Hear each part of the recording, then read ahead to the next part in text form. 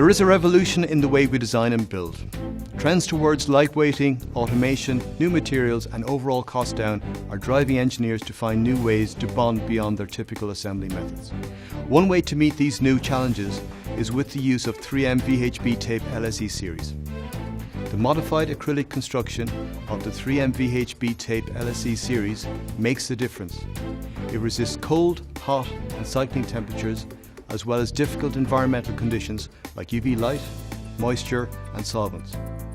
It provides a durable alternative to rivets, welds, screws and other mechanical or thermal fastening methods.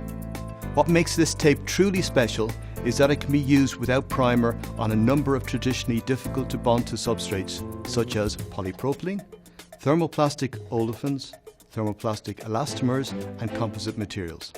This versatile bonding solution removes priming from your production process, increasing productivity and reducing the use of hazardous chemicals in your facility. The 3M VHB Tape LSE series is an excellent bonding solution for applications in many markets, particularly in bus, rail, truck, appliance and signage manufacturing. If you are interested in learning more about this and other ways you can help improve the efficiency of your assembly process, visit the address below and ask a 3M expert today.